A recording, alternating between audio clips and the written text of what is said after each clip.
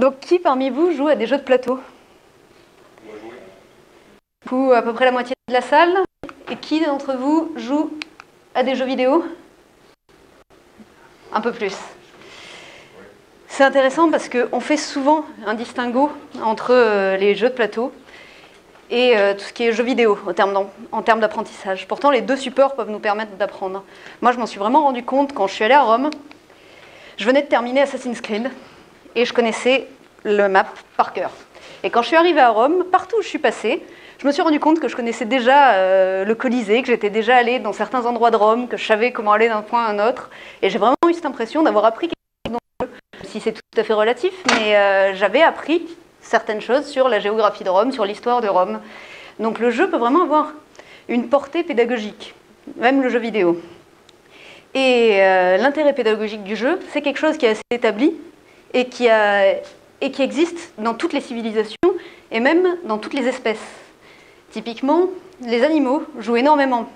Là, on a une scène d'un lion et d'un lionceau qui sont en train de jouer.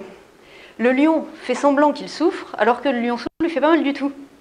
Il va être dans la simulation et il fait semblant de souffrir quand le lionceau porte des attaques qui pourraient lui être utiles plus tard, l'encourager à renforcer ses comportements.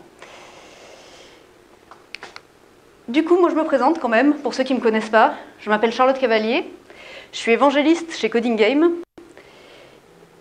Nous, on est une boîte qui faisons des challenges de code. Et je suis avant tout une passionnée de jeu. Je joue à des tas de choses, que ce soit du jeu de plateau, que ce soit des jeux de rôle, beaucoup de jeux de rôle, de INS à Donjons et Dragons, à peu près tous les jeux qui me sont passés par les mains, et aussi évidemment beaucoup de jeux vidéo. Et du coup, j'ai rejoint Coding Game il y a quelques temps, et le boulot de la boîte, c'est de faire des challenges d'IT. En gros, vous allez avoir un contenu de type jeu vidéo, où vous allez devoir répondre à un problème que vous allez devoir résoudre par du code. Donc là, vous avez un exemple. Et c'est vraiment un contenu gamifié. On a vraiment un contenu qui va chercher à vous apprendre quelque chose. Typiquement, sur cet exemple-là, on a d'une part tout le côté gamifié, qui va être tout ce qui va être les questions d'avancement, les badges, les achievements, le niveau de complétion de votre algorithme, à quel point il va répondre aux problèmes. Mais en plus, on va chercher à vous faire apprendre certaines choses en algorithmie. Donc dans ce cas-là, tout ce qui va être les loops, les itérations. Du coup, là je vous parle de gamification depuis un moment, mais vous pourriez me demander qu'est-ce que c'est la gamification. Alors je vous ai mis une définition qu'on va lire ensemble. Je vous l'ai mis en français, parce que j'aime bien le terme français, la ludification, je trouve ça mignon. C'est le transfert des mécanismes du jeu dans d'autres domaines, particulièrement ici les situations d'apprentissage. Et le but est d'augmenter l'accessibilité et l'usage des applications en s'appuyant sur la prédisposition humaine au jeu. J'adore ce genre de définition parce que ça ne nous apporte rien. On n'a pas compris grand-chose, et ça ne nous a pas apporté grand-chose dans notre compréhension. Du coup, pour faire simple, la ludification, c'est rendre ludique des choses qui ne le sont pas à l'origine, rendre amusant des contenus qui ne l'étaient pas, et dans notre cas, on va chercher à sur les mécanismes du jeu pour renforcer une expérience d'apprentissage. Pourquoi est-ce que vous avez tous déjà entendu parler de gamification? Parce que c'est avant tout un terme marketing. La gamification est apparue avant tout dans le marketing, dans le but de rendre sympathiques des objets qui n'étaient pas forcément. Ça allait augmenter l'intérêt d'un produit, donc des choses qui pouvaient n'être pas du tout attirantes, on va vous les rendre très sympathiques via des mécanismes de jeu. Ça augmente la fidélisation des clients et ça peut renforcer le productivisme. Ça peut vous rendre plus productif sur certaines tâches en enlevant un peu l'ennui que peuvent vous procurer ces tâches. Du coup, est-ce que ça marche? Ça marche très très fort. Ça, c'est un des exemples les plus connus. Qui parmi vous est déjà allé à McDonald's pour compléter des rues? Vous mentez, il y en a plus que ça.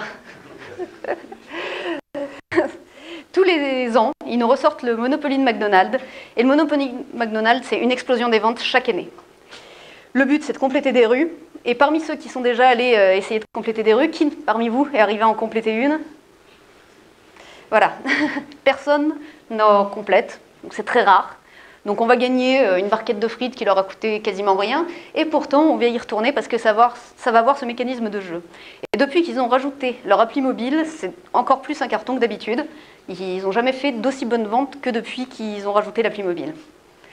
Donc là je vous parle d'un carton, mais il y a même des choses moins connues qui sont sur des principes de gamification qui vont être moins amusantes, mais qui marchent très très bien.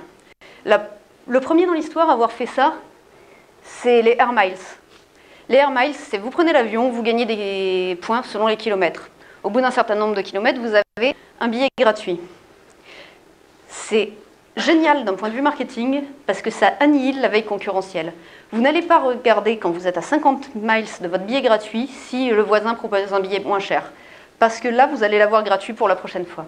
Et ça marche tellement bien, les Air Miles, qu'il y a des applis qui vous permettent d'établir comment faire le trajet le plus long d'un point A à un point B avec le plus de kilomètres. Comme ça, vous gagnez plus de points. Il y a des gens qui téléchargent. Là, je vous donne un exemple aux États-Unis, mais nous, on a la carte Smile SNCF, la carte voyageur. La carte voyageur, on ne la demande pas. SNCF nous la donne dès qu'on a une carte d'abonnement, dès qu'on a un compte SNCF, on reçoit la carte voyageur. Vous allez cumuler des points, des kilomètres au fur et à mesure, et vous allez avoir un système de passage de niveau où vous allez passer grand voyageur plus, super méga grand voyageur, où vous ne gagnez pas grand-chose, mais vous avez l'impression d'être plus engagé auprès de la société. Moi, je suis quasiment au dernier stade. Tout ce que j'ai droit, c'est d'avoir accès au salon grand voyageur que je n'ai jamais vu, vu que même à Gare de Lyon, il a disparu. Donc ça reste très relatif, mais c'est vrai que ça crée un engagement. Et puis, en dehors de cet effet de fidélisation, ça rend sympathique des choses qui ne le sont pas forcément. Si je vous parle d'employés du mois, vous allez me dire c'est complètement dépassé, plus personne ne fait ça. Ah, bon, ça n'a pas changé.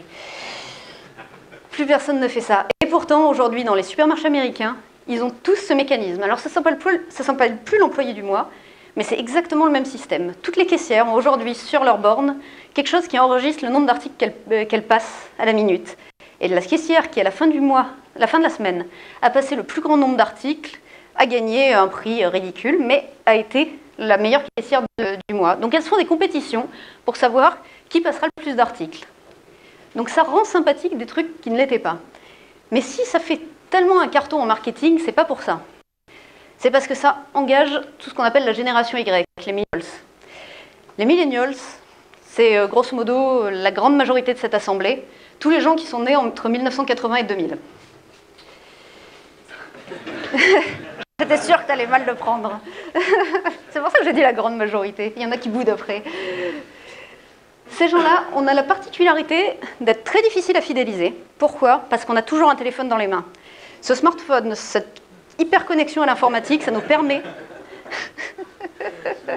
de faire des comparatifs systématiques. On ne peut pas se contenter de nous fidéliser. Il faut en plus arriver à proposer quelque chose de novateur et quelque chose qui va nous attirer. Et pourquoi est-ce qu'on est intéressant à cibler par les gens du marketing? Parce qu'on est la plus grande génération aujourd'hui sur Terre. On est 2,5 milliards, je crois que c'est marqué, voilà, c'est ça. Il y a 2,5 milliards de millennials, c'est la plus grande génération sur Terre aujourd'hui. On est la première force de travail, on est casse-pied, on n'est pas fidèle, et du coup, on n'est pas facile à toucher.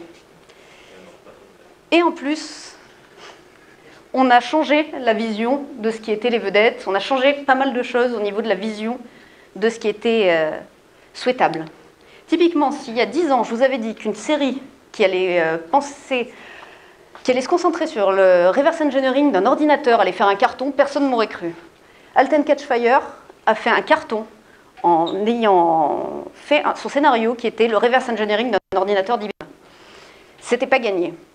Nos idoles aujourd'hui, c'est pas des mecs en costard, c'est pas des mecs... c'est eux, c'est des geeks. C'est des gens qui ont ce côté très jeune, très joueur. Typiquement, quand Mark Zuckerberg veut faire sa campagne de pub, il est capable de vous présenter sa maison avec Jarvis. Et ça fait un carton. Tout le monde veut savoir qu'est-ce que c'est le Jarvis de Zuckerberg. On a vraiment changé cette image de la réussite, et ça passe notamment par tout ce qui est informatisé, tout ce qui va être jeu. Et c'est quelque chose qui est très facile à utiliser pour nous fidéliser. Du coup, ce que je vous dis, c'est que la gamification, c'est quelque chose qui va se baser sur le goût du challenge, qui va vous encourager avoir une motivation pour faire des choses, où vous allez arriver à gagner des grades, et qui va transformer toutes vos expériences, enfin, les expériences ciblées par la gamification en expériences positives. Donc ça fait un super support pour tout ce qui est apprentissage. Notamment quand on sait que dans l'apprentissage, la grande majorité des choses qu'on apprend, c'est par la pratique.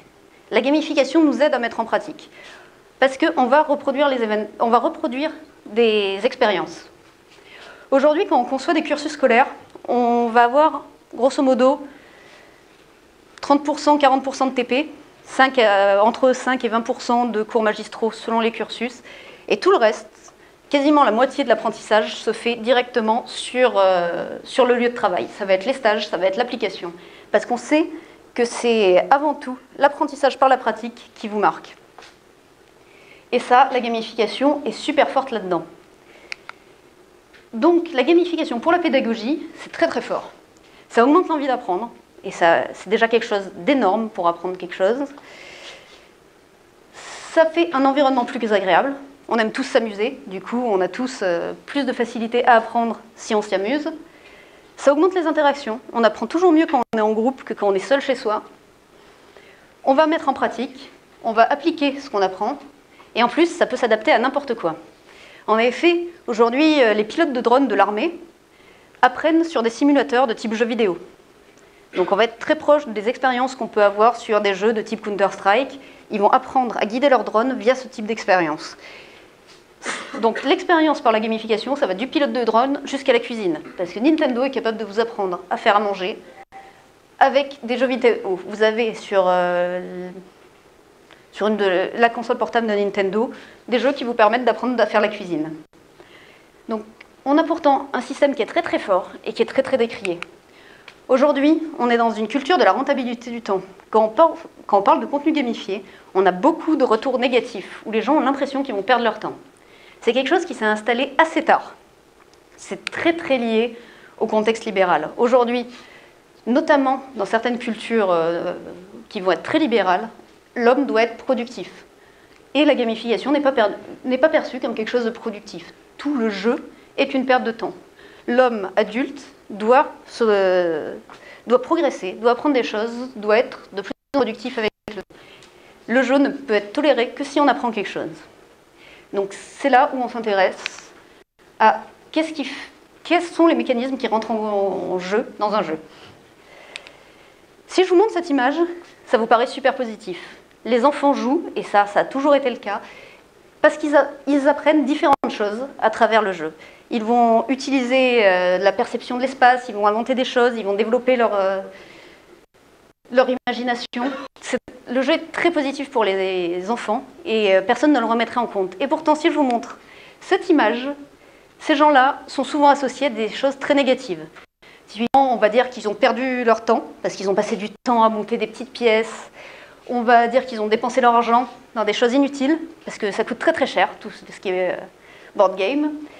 Et pourtant, ils mettent en place des stratégies hyper innovantes parce que deux séries de combats sont totalement différentes et ça leur fait vraiment déployer des niveaux d'ingéniosité que vous ne pouvez pas imaginer. Donc, en dehors de ce clash culturel, d'une manière générale, le jeu, c'est quelque chose d'éminemment culturel. C'est lié non seulement à la géographie, on ne joue pas en Europe, on joue aux États-Unis, où le jeu est réservé particulièrement aux enfants. On a beaucoup de retours négatifs de tout ce qui est jeu aux États-Unis ou au Japon. Le Japon qui va être une culture qui va être en rupture totale, où on va avoir une génération qui va énormément jouer, qui va être très accrochée aux jeux vidéo, et une génération qui va être très fermée à ça. C'est aussi corrélé au genre. Les femmes et les hommes ne jouent pas de la même façon, et c'est assez historique. Dans l'histoire de l'Europe, les hommes jouaient, c'était considéré, ils avaient le droit de se distraire parce qu'ils travaillaient et qu'ils avaient besoin d'un passe-temps. Donc ils jouaient aux cartes et aux échecs pendant leur temps libre, quand les femmes étaient plutôt amenées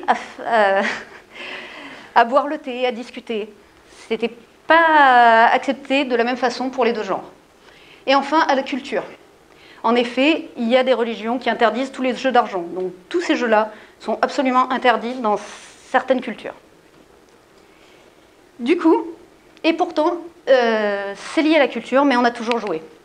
En effet, si on remonte dans l'histoire depuis l'Antiquité, même dans les légendes, on nous apprend que les jeux auraient existé depuis des milliers d'années. Dans la légende d'Hérodote, on nous dit que les Lydiens auraient inventé le jeu, non pas pour se distraire, mais pour oublier la famine.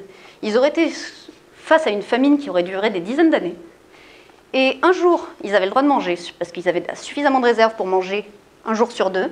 Et le lendemain, ils jouaient aux osselets, ils jouaient à des jeux de stratégie qui leur permettaient d'oublier la faim et de trouver de nouvelles solutions pour que la cité survive.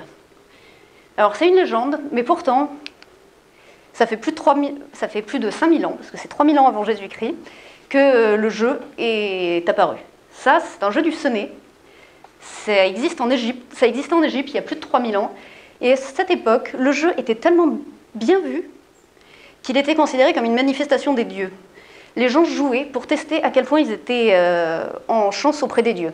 Et il était assez courant de se faire enterrer avec un jeu du sonnet pour prouver que les dieux étaient positifs envers vous. Donc là, je vous parle de choses qui ont eu lieu il y a 3000 ans, mais tout au long de l'histoire, on a continué à jouer. Le jeu d'échecs, par exemple, est une activité sérieuse et personne ne le remettrait en question. Dans l'histoire, il est arrivé très très tard que les enfants jouent. Les enfants avaient des jouets, qui étaient des bijoux, des animaux de compagnie, ils se déplaçaient avec, mais seuls les adultes avaient pratiqué le jeu. Les adultes faisaient des échecs parce que ça leur permettait, ou du go, selon l'endroit du monde où vous vous trouviez, parce que ça faisait développer des mécanismes de stratégie. En effet, plus tard, on s'est intéressé à analyser les différents types de jeux. Et les différents types de jeux développent des choses au niveau de la psychologie. Il y a un sociologue qui s'appelle Roger Caillois qui s'est intéressé aux différents effets sur la psychologie et qui a différencié 4 grands types de jeux. Tout d'abord, Agon, la compétition. Ça va être tout ce qui va être des jeux compétitifs, que ce soit des MOBA, comme League of Legends, ou des jeux de tir. Tous ces jeux-là, ça vous permet de vous dépasser, de dépasser vos limites, d'être dans un esprit de compétition en dehors du monde réel. Ne pas aller vous friter avec votre patron, par exemple. Les jeux de type aléa, tout ce qui est jeu de hasard, les jeux de dés, les jeux de cartes, ça vous permet d'accepter le fait que vous n'avez pas le contrôle sur tout. Les jeux de type mimicry, qui correspondent au simulacre, c'est tout ce qui expérimente les gens qui font du théâtre, mais aussi ceux qui font du jeu de rôle. Vous vous mettez dans la place d'un personnage que vous n'êtes pas. Et en essayant d'être une personne que vous n'êtes pas du tout, vous comprenez mieux qui vous êtes. Et enfin, un dernier type de jeu auquel on pense rarement, c'est tout ce qui est lié au vertige, ce qui va être par exemple les jeux de type montagne russe. En fait, ces jeux-là vont faire des choses dans le corps, vont libérer toutes sortes d'hormones, et ça a quasiment les effets de psychotropes sur l'organisme. C'est des jeux qui peuvent même créer des dépendances, tellement qu'ils libèrent d'énormes quantités d'hormones. Mais du coup, on est allé plus loin dans l'analyse des jeux en s'intéressant au type de joueurs. On a un autre sociologue qui s'est intéressé aux gens qui jouaient aux jeux en ligne et qui a développé 2 actes sur les jeux en ligne. Il va y avoir un acte qui va être les joueurs et le monde. Vous allez apprécier plus de jouer contre d'autres gens ou plus de jouer contre le monde. Et un axe qui va être agir seul ou interagir avec quelque chose. Donc soit le monde, soit l'environnement. Et à partir de là, il a défini 4 types de joueurs. Vous reconnaîtrez très probablement dans un type plutôt que correspond tous en personnalité qui va se passer quelqu'un en grasp. On va voir tout ce qui va être killer, que je préfère appeler les compétiteurs. C'est les gens qui ont besoin de se mesurer aux autres dans le jeu. On va voir tous ceux qui vont être socialiseurs. C'est les gens qui vont chercher la relation sociale dans le jeu. Tous les gens qui vont être très sensibles typiquement au MMO. On va voir les achievers. C'est le mec qui va avoir tous les Pokémon sur Pokémon Go. Et enfin, les explorers, ceux qui vont connaître votre monde mieux que vous le connaissez. Mais cette typologie, qui donc a été faite par Richard Bartle, on s'est rapidement rendu compte qu'elle était assez incomplète. Ça reflète dans les grandes lignes, mais si on veut bien cerner nos types de joueurs, on a une autre typologie qui a été mise en place par Amy Joking. Alors si vous faites le lien avec le graphe d'avant, la barre du milieu est C. On a inversé le monde avec les joueurs. Et ajouter des verbes qui vont vous permettre de bien cerner vos joueurs. Si vos joueurs utilisent ces termes-là, ça vous permet de savoir où ils se situent. Et quand vous concevrez un jeu, vous avez besoin de savoir quel joueur vous allez toucher. Enfin, si on veut faire une analyse fine du type de joueur, on peut se baser sur les motivations qui les intéressent. Et c'est là où ça va devenir intéressant. Toutes ces motivations vont correspondre à des types de jeux. Typiquement, les jeux de type action. Au niveau jeux vidéo, ça va être tout ce qui va être du shooting, typiquement on peut penser à GTA par exemple. Si vous voulez en jeu physique, tout ce qui est paintball, ce qui va être laser game, tout ça c'est des jeux d'action. Vous êtes vraiment dans la compétition et dans l'action. Tout ce qui va être jeux sociaux, grosso modo tous les jeux qui sont sur Facebook, où vous avez besoin d'interagir avec le reste du monde pour progresser. Vous avez tout ce qui va être jeu de maîtrise, donc sans le citer, le jeu des échecs, le jeu de Go. Vous avez besoin vraiment de mettre en place des stratégies évoluées. Tout ce qui va être lié à des achievements, le top 1, Pokémon. Les jeux d'action. Donc moi, mon meilleur exemple, je pense que c'est Fable, où vous allez vous mettre dans un personnage et vous allez devoir prendre les décisions à sa place. Le reste du contenu est assez simple, mais par contre, ce qui va vous intéresser, c'est que vous êtes le personnage et que vous devez prendre les décisions pour lui. Et enfin, tous les jeux de créativité. En jeu vidéo, le plus connu, c'est Minecraft. Du coup, là, je vous ai beaucoup parlé des mécanismes du jeu, mais ce qui nous intéresse, c'est de savoir comment est-ce qu'on va créer un contenu gamifié pour la pédagogie. Alors, moi, je me suis basée sur ce qu'on fait in-game. Pour créer un jeu, pour créer un contenu gamifié, avant tout, il faut savoir où vous allez. Qu'est-ce que vous voulez que vos apprenants apprennent à la fin? Qu'est-ce qu'ils doivent savoir? C'est le premier truc à ne pas perdre de vue quand vous concevez votre contenu gamifié. Sinon, vous allez créer un jeu et pas une expérience d'apprentissage. Je me rappelle d'un exemple. Moi, quand j'étais petite, un jeu qui s'appelait Apprends l'anglais avec Rayman. J'ai beaucoup joué à Rayman, mais je n'ai pas appris un seul mot d'anglais. Je savais où il fallait passer. Enfin, ils ont perdu la vision de où ils devaient aller en termes d'apprentissage. Ciblez votre public. C'est pour ça que je vous ai mis 3 slides sur savoir quel type de joueur vous avez en face. Si vous vous trompez sur votre ciblage, votre jeu va tomber à plat. Si vous faites un jeu très axé jeu vidéo et que vous ciblez des gens qui vont être peut-être un peu plus matures ou peut-être un peu plus calmes ou un public très féminin, ça peut tomber à l'eau. Il faut vraiment savoir si votre public va être réceptif au jeu que vous êtes en train de concevoir. Après, ça va être définir la mécanique du jeu. Et ça, c'est toujours quelque chose de très compliqué. Un jeu qui va avoir des règles changeantes, ou qui va être trop simple, ou qui va être trop complexe, les gens vont s'y ennuyer très vite. Un jeu trop complexe, ils ne rentreront jamais dedans, ils n'arriveront pas à résoudre ne serait-ce que le premier exercice, ils n'apprendront rien. Un jeu trop facile, ils vont être lassés au bout de 2 minutes, et de la même façon, ils n'y reviendront pas. Enfin, et de plus en plus, on va arriver à bien d'interaction. On est dans un monde ultra connecté. Il n'y a qu'à voir ce qui s'est passé le mois dernier avec United Airlines. Tout le monde a un smartphone. Vous ne pouvez pas avoir quelque chose qui ne soit pas connecté. Les interactions, ça peut être soit tout ce qui est échange avec le reste du public, avec les autres joueurs, soit tout ce qui va être les leaderboards, quand vos joueurs vont jouer entre eux. Pour résumer, on va essayer de définir ces 4 choses à chaque fois qu'on va définir un contenu gamifié.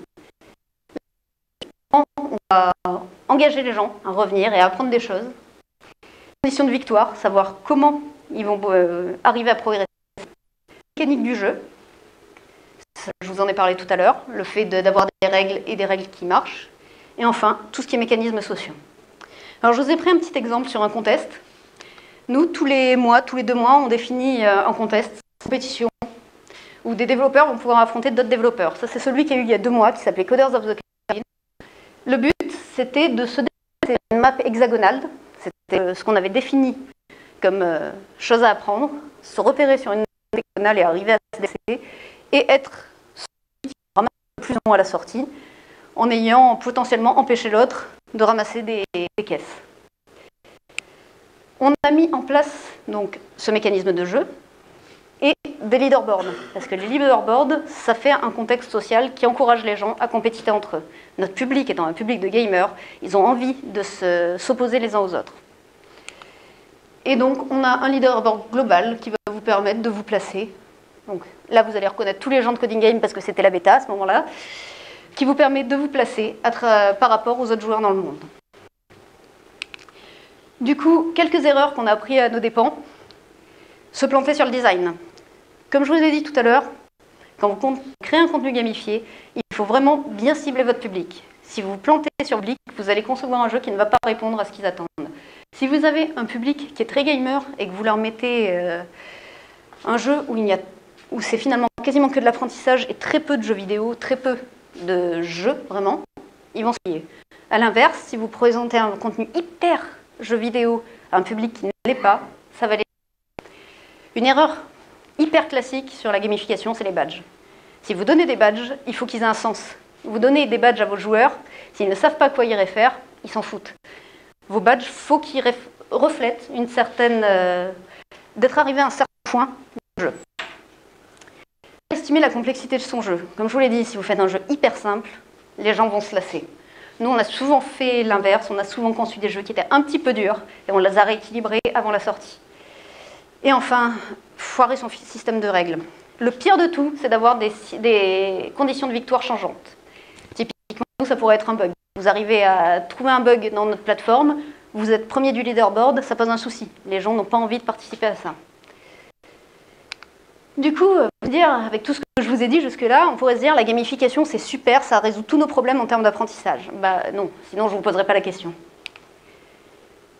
La gamification, c'est bien si vous voulez que les gens apprennent quelque chose. Si vous voulez qu'ils l'apprennent par eux-mêmes, on va être dans ce paradoxe-là. On parle de gamification, pas de rapport au jeu. La gamification, ça veut dire qu'il y a un système de règles. Donc ça ne laisse pas libre cours à l'imagination. Si vous voulez que les gens développent des solutions innovantes, il faut vraiment les mettre dans un contexte de jeu libre. Le jeu libre, c'est ce que font les enfants. Vous mettez 6 enfants dans une pièce, vous leur donnez rien du tout, ils vont arriver à imaginer quelque chose qui va leur permettre de jouer entre eux. Ils n'ont pas besoin de règles et ils vont trouver des choses. C'est vraiment tout ce qui va être autour de l'invention. Du coup, donc, le jeu libre, ça a ce point fort, que ça va libérer l'imagination. Et ça a aussi un point très très fort, c'est qu'il n'y a pas de power gamer. Vu qu'il n'y a pas de règles, personne ne peut gagner. Le power gamer, c'est le mec qui va vouloir gagner à tout prix, quitte à utiliser un bug dans votre plateforme, quitte à écraser les autres. C'est celui qui va vous camper au repop. Je vois que c'est des comportements qui peuvent être hyper désagréables pour des gens qui n'ont pas l'esprit de compétition. Et vous perdez une partie de votre public à cause de ça. Donc le jeu libre, ça peut être une solution qu'il faut envisager dans certains cas. Je vais juste terminer sur quelques exemples que je pense être des bonnes réussites en contenu gamifié. Alors le premier, c'est un truc que j'utilise énormément, c'est Duolingo. Et c'est une plateforme très très connue qui permet d'apprendre des langues étrangères. Vous allez avoir un contenu très basique qui va vous permettre d'apprendre toute la langue en commençant depuis les choses les plus simples. Vous allez avoir des rappels réguliers de savoir vous n'êtes pas connecté aujourd'hui et des challenges, genre connectez-vous pendant 7 jours d'affilée. Vous allez pouvoir parier que vous êtes capable d'apprendre N unités avant la fin de la semaine. Vous allez pouvoir avoir des badges bien dosés, comme quoi vous êtes arrivé à apprendre une certaine quantité de choses. Et surtout, si vous oubliez d'y aller, si vous oubliez d'apprendre votre vocabulaire, vous perdez de l'expérience. Donc vous êtes obligé de faire les choses. Donc c'est quelque chose, c'est une très belle réussite au niveau de la gamification. On a des mécanismes assez simples, parce que quand on apprend une langue, on n'a pas envie d'avoir justement l'exemple de Rayman. On n'a pas envie d'avoir un vrai jeu vidéo parce que ça nous distrait et que c'est pas simple forcément d'apprendre une langue. On a quelque chose qui permet de nous concentrer sur la langue, mais pour autant qui reste assez ludique pour que ce soit intéressant. Mais moi, mon préféré, avant tout, c'est Rocksmith. Qui connaît Rocksmith? Oh, ça fait quand même un beau public. Rocksmith, pour ceux qui ne connaissent pas, c'est un jeu Guitar Hero, mais avec une vraie guitare. Vous pouvez brancher directement à votre sol. Moi, ça m'a vraiment aidé pour apprendre, pour acquérir des bases dans un instrument. Et du coup, ils sont allés tellement dans la gamification que, pour ceux qui ne connaissent pas les guitares, ça c'est des frettes que vous voyez en bas. C'est des vous déplacer sur le manche, vous permet de jouer une note. Et donc vous apprendre à vous déplacer selon les frettes. Vous allez laisser le petit voleur qui va devoir obtenir certains points en vous déplaçant sur la manche. Ils sont allés très très loin. Vous perdez complètement l'approche de guitare pour être vraiment sur une approche jeu vidéo. Et pourtant, c'est un réflexe que vous devez avoir pour apprendre de la guitare ou de la basse. Et enfin, là, je vais vous des exemples de jeux vidéo. Mais le jeu vidéo, c'est pas tout. Nous, c'est ce qu'on fait chaque jour. Mais par contre, il y a plein de contenus gamifiés auxquels on ne pense pas et qui sont exactement dans ça. C'est tout ce qui est jeu agile. Les Agile Games, c'est 100% du contenu gamifié pour apprendre des choses. Moi, j'ai quelques préférences parmi ceux-là. Je pense que mon préféré, c'est le Ballpoint Game. C'est un jeu qui vous permet, en vous lançant des balles, de toucher du doigt tout ce que ça va être la vélocité, de l'équipe auto-organisée, pas mal de principes agiles, et le faire en vous lançant des balles. Donc là, je vous ai fait un petit panel de tout ce qui peut se faire en gamification. Tout ce que j'ai à vous dire, moi, c'est lancez-vous. Vous pouvez créer des jeux sans forcément être un designer vidéo. J'ai un stagiaire, il m'a construit un jeu pour apprendre ce que c'était que la blockchain. Il a des cartes, vous verrez des jeux dans le style poker. Même pas, ça ressemblerait plus au même. On allait attaquer dans les autres, essayer de comprendre tous les doigts ce que c'est la blockchain. On peut concevoir un jeu si vous avez une idée et un truc que vous avez envie de faire apprendre aux autres. Merci à vous. Donc, si vous avez des questions.